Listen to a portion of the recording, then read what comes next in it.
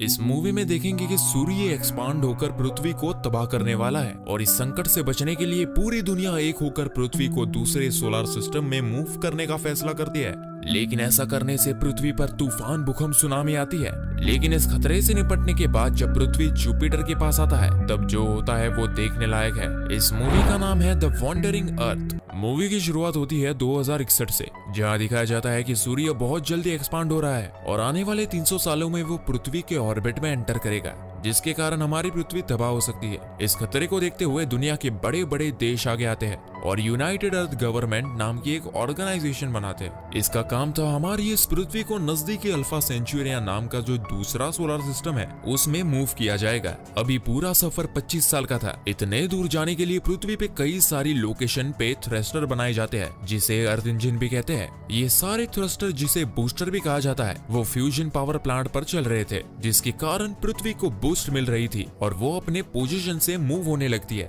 इसके बाद हमें एक एस्ट्रोनॉट पैकी यांग को उसके बेटे क्यू के साथ दिखाया जाता है। वो अपने बेटे को कहता है, पापा एक मिशन पे जा रहे हैं और एक ऐसा दिन आएगा जब तुम्हें बिना टेलीस्कोप के जुपिटर दिखेगा। उस दिन मैं वापस आ जाऊंगा। इसके बाद पैकी यांग स्पेस स्टेशन में अपने मिशन पर चला जाता है। उसने अपने बेटे को उसके नाना के पास सौंपा था। ये स्पेस स्टेशन दरअसल पृथ्वी का नेविगेशन सिस्टम था। मिशन शुरू होता है, लेकिन पृथ्वी के मूव करने के 2 साल बाद हमें उसके परिणाम दिखने लगते हैं। पृथ्वी जो खुद भी रोटेट होती थी उसकी ये मूवमेंट बंद कर दी जाती है। लेकिन इसके परिणाम ये होता है कि पृथ्वी पे तूफान, सुनामी आने लगती है। इसलिए इंसान अंडरग्राउंड सिटी में रहने लगते हैं, लेकिन वहाँ पे भी जगह कम पड़ने लगती है। इसलिए कई सारे इंसान पृथ्वी की सतह पर रुकते हैं और इस तूफान के शिकार बन जाते हैं। इंसानों का पॉपुलेशन कम होने लगता है। आगे जैसे जैसे पृथ्वी सूरज से दूर चली जाती है उसका वातावरण भी ठंडा होने लगता है और पृथ्वी की सतह बर्फ में जमने लगती है। क्यू अपने नाना के साथ तूफान से बचने के लिए अंडरग्राउंड सिटी में रहने लगता है। काफी सारा पॉपुलेशन पृथ्वी के नीचे अंडरग्राउंड सिटी में रह रहा था। अब 17 साल बीत जाते हैं और हम जुपिटर के करीब आते हैं। जुपिटर की खुद की ग्रेविटी बड़ी मात्रा में थी, जिसे यूज करके पृथ्वी के सफर में तेजी लाने का प्लान था। बतौर नेविगेटर यही तर पैकी यांग का स्पेस स्टेशन का सफर था। अगले दिन यानी चाइनीज न्यू ईयर के पहले दिन वो पृथ्वी पे वापस लौटने वाला था। इसके बाद क्यू को दिखाया जाता है जो अब बड़ा हो गया है। वो अभी हैवी ट्रक का मैकेनिक बन गया है, जो अपने एडॉप्टेड बहन हैन को लेके स्कूल से भाग जाता है। इन दोनों भाई बहनों को पृथ्वी का सरफेस देखना था कि अभी वहाँ कैसा वातावरण है। इसलिए एक लोकल चोर के पास जाके वो लोग उससे थर्मल सूट चुरा लेते हैं, क्योंकि पास में एक बबल कैप्सूल होती है जो अचानक से कभी भी बबल में कन्वर्ट होती थी, जिससे दोनों भी बच पाते। जिसके बाद वो लोग उसी का इस्तेमाल करके थर्मल सूट चुरा के वहाँ से भागते हैं। दोनों भी लिफ्ट से ऊपर चले जाते हैं और देखते हैं कि सरफेस का टेम्परेचर नेगेटिव हो गया है। कोई भी इंसान बिना थर्मल सूट के वहाँ पर जिंदा नहीं रह सकता। आसपास कोई भी रहने लायक जगह ही नहीं थी और पास में ही वो बड़ा सा अर्थ इंजन दिखते हैं और ऐसे ही 10,000 अर्थ इंजन पूरे पृथ्वी पर लगाए गए थे। दूर पर ही उन्हें अपने नाना का स्पेशल ट्रक दिखता है। वो ट्रक काफी ज्यादा बड़ा था। की और हैन दोनों भी ट्रक में बैठ के भाग जाते हैं, लेकिन पुलिस उन्हें पकड़ लेती है और झूठा पास इस्तेमाल करने के कारण उन्हें जेल में डालते हैं। दोनों के नाना जी वहाँ उनको छुड़ाने के लिए आ जाते हैं और पुलिस को रिश्वत देने लगते हैं। इसके कारण पुलिस उन्हें भी जेल में डाल देती है।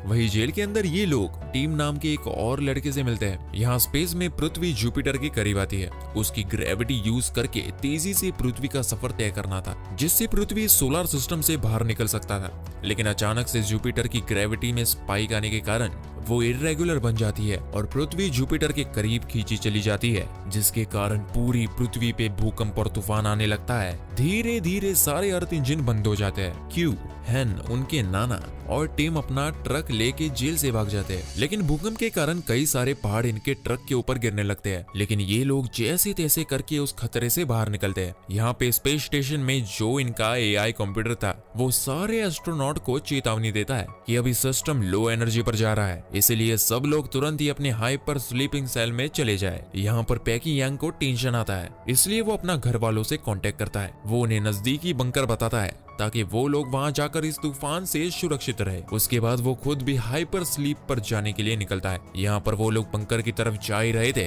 लेकिन उतने में ही कुछ सोल्जर्स उन्हें रोक लेते हैं। ये सोल्जर्स लाइटर कोर नाम की एक बड़ी सी कार्गो ले जा रहे थे, जो अर्थ इंजन शुरू करने के लिए जरूरी थी और वो ले जाने के लिए इन्हें ट्रक की जरूरत थी। कैप्टन उनके नाना जी को उनकी मदद करने के लिए कहता है। वो भी मदद करने के लिए तैयार हो जाते हैं। थोड़ी देर में ही ये लोग ट्रक लेके शंघाई शहर में पहुंचते हैं, लेकिन वहाँ की हालत तो और भी बुरी थी। बड़े बड़े बर्फ के पहाड़ जिनमें कई सारे फेमस बिल्डिंग दफन हो चुकी थी। ये नजारा देख के सब लोग डर जाते हैं और एक पतला रास्ता उन्हें दिखाई देता है और उस पतले रास्ते से ये लोग ट्रक लेके निकल पड़ते हैं। इसके बाद अचानक से बर्फ के इस पहाड़ पे एक प्लेन क्रैश हो जाता है और उसके कारण ये पूरा पहाड़ टूटने लगता है। ये पतला रास्ता काफी लंबा था और बड़े बड़े पत्थर इनके ट्रक पर गिरने लगते हैं। भागने का कोई भी रास्ता नहीं था, लेकिन तभी एक सोल्जर को एक बड़ी सी बिल्डिंग दिखती है तो वो लोग वहीं से ऊपर जाने का फैसला करते हैं। पहाड़ की चोटी पे जाने के लिए इनको 80 फ्लोर ऊपर चढ़ना था। कुछ सोल्जर्स ऊपर चढ़ जाते हैं और लिफ्ट के दरवाजे की मदद से बाकी सबको रेस्क्यू करने लगते हैं। क्यू, हैन और उनका कैप्टन ऊपर आ जाता है। इनके नाना जी, एक सोल्जर और लाइटर कोर अभी भी नीचे ही था। यहाँ पर बाकी के सोल्जर्स नाना जी, लाइटर कोर और उसके सोल्जर को ऊपर खींचने लगते हैं, लेकिन तभी वापस भूकंप के कारण बिल्डिंग बहुत जोरी से हिलने लगती है। तब तक वो लाइटर कोर तो ऊपर आ जाता है, लेकिन उसी चक्कर में नाना जी और वो सोल्जर नीचे अटक जाते हैं और लिफ्ट इन दोनों के ऊपर गिरने लगती है। लेकिन तभी वो सोल्जर अपनी जान की परवाह ना करते हुए सामने का जो लिफ्ट का दरवाजा रहता है उसे तोड़ता है और नाना जी को उस बीच वाले फ्लोर पर ही डाल देता है। लेकिन सोल्जर के ऊपर लिफ्ट गिर जाता है और वो मारा जाता है। नाना जी के हेलमेट भी लगभग टूट गया था और उन्हें पता था कि बचने का कोई भी रास्ता नहीं है, इसीलिए वो सीधा हेलमेट निकाल देते हैं और बर्फ में फ्रीज होके उसी वक्त मर जाते हैं। हैन और क्यू बहुत ही ज्यादा इमोशनल हो जाते हैं, लेकिन क्यू को उस कैप्टन के ऊपर बहुत गुस्सा आ रहा था क्योंकि उसने उसके नाना जी को बचाने में मदद नहीं की। जिसके बाद वो उस ग्रुप से अलग होता है। टीम भी उसके साथ ही निकल पड़ता है। सोल्जर भी लाइटर कोर को लेकर अपनी राह पर चल पड़ता है। यहाँ स्पेस स्टेशन में पैकियांग स्लीपिंग सेल में कुछ गड़बड़ी करके उड़ जाता है। फिर वो सिस्टम चेक करता है और उसे पता चलता है कि उनका स्पेस स्टेशन पृथ्वी को छोड़ किसी और ही रास्ते पर जा रहा है। वही एआई सिस्टम को पता लगता है कि एक एस्ट्रोनॉट नींद से उड़ गया है, तो उसकी इस हरकत को रोकने के लिए वो उसके कलीग मैक्रो को उठाता है। मैक्रो पहले तो पैकियांग को समझाने की कोशिश करता है, फिर पैकियांग उसे बताता है कि स्पेस स्टेशन पृथ्वी को छोड़ के कहीं और चला जा रहा है, तो मैक्रो उसकी मदद करने लगता है। इन दोनों को कंट्रोल सेंटर जाना जरूरी था ताकि वो एआई सिस्टम को ओवरराइड कर सके, लेकिन स्पेस स्टेशन में कंट्रोल सेंटर ऊपर की तरफ था, जिसके लिए इन्हें स्पेस में जाकर ऊपर जाना था। दोनों भी अपना सूट पहन लेते हैं और बाहर की ओर चले जाते हैं। इन दोनों को बाहर की ओर जाते हुए देख एआई सिस्टम अपना सिक्योरिटी प्रोटोकॉल एक्टिवेट करता है। अब क्योंकि ये दोनों रूल के खिलाफ काम कर रहे हैं, इसलिए इस प्रोटोकॉल के अनुसार इन दोनों को भी मार डालना जरूरी था, तो वो बाहर से इन दोनों पे हमला करने लगता है। इस अटैक के कारण दोनों को काफी ज्यादा दिक्कत आती है। इसी अटैक में मैक्रो मारा जाता है। पैकियांग को अपना साथी खो जाने के लिए काफी दुख होता है, लेकिन थोड़ी देर के बाद वो कंट्रोल सेंटर में आता है, लेकिन वहां पर उसे पता लगता है कि उसके सारे अधिकार रद्द कर दिए गए हैं और अब वो इस मिशन को बदल नहीं सकता। यहाँ पर क्यू, हैन और टीम दोनों को भी अपने रास्ते में एक नया ट्रक दिखता है। वो लोग उस ट्रक में जाते हैं और उन्हें उस ट्रक में ली नाम का साइंटिस्ट मिलता है जो बहुत ज्यादा जख्मी था। ली उन्हें बताता है कि जुपिटर की ग्रेविटी अर्थ के एटमॉस्फेयर को अपने तरफ खींच रही है, इसके कारण कोई भी प्लेन हवा में उड़ नहीं सकता और इसी के कारण वो क्रैश हो गया है। आगे वो बताता है कि ट्रक में टॉर्क इंजन यानी बहुत बड़ा अर्थ इंजन जो उन्हें सुलावेसी इक्वेटर पर लेकर जाना है और वहाँ का मेन इंजन शुरू करना है। उस ट्रक को लेकर क्यू अपने घर लौट सकता था, लेकिन फिर भी वो ली की मदद करने का सोचता है और सब लोग सुलावेसी इक्वेटर पर जाने के लिए निकलते हैं। यहाँ पर पैकियांग एआई सिस्टम की कमांड को बदलने के लिए मेन कंप्यूटर रूम में जाता है, लेकिन तभी उसे एआई सिस्टम बताता है कि ये जो भी चेंजेस चल रहे हैं वो उसके खुद के नहीं है, बल्कि ये प्रोग्राम खुद यूनाइटेड अर्थ गवर्नमेंट ऑर्गेनाइजेशन का ही है। जब भी पृथ्वी को खतरा साबित होगा तब इस ऑर्गेनाइजेशन ने एक प्रोटोकॉल लिखा था कि पृथ्वी के लोगों की मदद उन्हें नहीं करनी है और स्पेस स्टेशन को एक रहने लायक प्लेनेट ढूंढते रहना है। स्पेस सेंटर में जरूरत की सारी चीजें हैं, जैसे कि फसलों के सैंपल और अलग अलग जानवरों के सैंपल। इतना ही नहीं, ह्यूमन एम्ब्रोस भी रखे हुए हैं जो इंसानों को नए प्लेनेट में सिविलाइजेशन शुरू करने के लिए मदद करेंगे। भले ही पृथ्वी जुपिटर को टकरा जाए और सारे इंसान पृथ्वी पर मारे जाएंगे, लेकिन ह्यूमन रेस खत्म नहीं होगी। नए रहने लायक प्लेनेट में ये सारी चीजें वापस पैदा हो सकती है। ये सब कुछ सुनने के बाद पैकियांग को सोचता ही नहीं कि वो क्या करे। यहाँ पर जो सोल्जर्स की टीम थी उन्हें इस बर्फीले तूफान में उस लाइटर कोर को खींचना काफी कठिन हो रहा था और तभी अचानक से ठंड के कारण उनका एक सोल्जर भी गुजर जाता है। ये देख के बाकी मेंबर्स का हौसला टूटने लगता है कि ये मिशन इधर ही रोक देना चाहिए और सबको अपने अपने घर चले जाना चाहिए, लेकिन इसके लिए कैप्टन तैयार नहीं होता। एक महिला सोल्जर लाइटर कोर को शूट कर देती है जिसके कारण वो टूट जाता है। ये देख के कैप्टन काफी गुस्सा हो जाता है और गुस्से में उसे लगभग मारने ही वाला था, लेकिन वो खुद को रोकता है। लेकिन तभी वहां पर क्यू अपना ट्रक लेके आता है और उन्हें बताता है कि ट्रक में एक और टॉर्क इंजन है जो वो लोग सुलावेसी लेके जा रहे हैं। इस मिशन के लिए उन्हें सोल्जर्स की मदद लगेगी, इसीलिए सारे सोल्जर्स उसको ज्वाइन करते हैं और कुछ समय के बाद वे लोग सुलावेसी पहुंच जाते हैं। लेकिन वहां पहुंचने के बाद उन्हें रियलाइज होता है कि किसी और टीम ने इंजन को पहले से ही स्टार्ट कर दिया है, बल्कि पृथ्वी के बाकी सारे बूस्टर पहले से ही चालू हो गए हैं। लेकिन इसके बावजूद पृथ्वी अभी भी जुपिटर की ओर खींची चली जा रही है। पृथ्वी से जुपिटर को काफी क्लियरली देखा जा सकता था। स्पेस स्टेशन में एआई सिस्टम अनाउंसमेंट करता है कि अभी पृथ्वी के पास सिर्फ 7 दिन बचे हैं। आखिरी दिन पृथ्वी जुपिटर से टकरा जाएगी और सब कुछ नष्ट हो जाएगा। यही अनाउंसमेंट एआई सिस्टम पृथ्वी पर भी करता है। ये खबर सुनते ही पूरी दुनिया में मातम मच जाता है। यहाँ पर साइंटिस्ट ली भी जोर जोर से रोने लगता है कि हमारे पास सिर्फ कुछ ही दिन है, क्योंकि पृथ्वी की सारी हवा जुपिटर की ओर खींची जा रही है और हमारे पास एक दिन के बाद ऑक्सीजन भी नहीं बचेगा। यहाँ पर क्यों वो लगातार जुपिटर को ही देख जा रहा था और अचानक से उसे अपने पिताजी की एक बात याद आती है कि जुपिटर में काफी ज्यादा मात्रा में सिर्फ हाइड्रोजन ही है। तभी वो एक प्लान सोचता है कि अगर थ्रस्टर्स से हमने जुपिटर के हाइड्रोजन को इग्नाइट किया तो काफी बड़ा विस्फोट होगा और बड़ी मात्रा में एनर्जी वेव जनरेट होगी। इस वेव के कारण पृथ्वी दूर फेंकी जा सकती है। ये प्लान काफी कठिन था लेकिन नामुमकिन नहीं। वो ली और बाकी सबको ये प्लान बताता है और सब लोग तैयार हो जाते हैं। वो प्लान बनाता है कि मेन इंजन को ही बंद करके पूरी दुनिया से इग्निशन का नया प्रोग्राम लोड करेंगे, लेकिन इंजन बंद होने के बाद उसे मैन्युअली चालू करना पड़ेगा।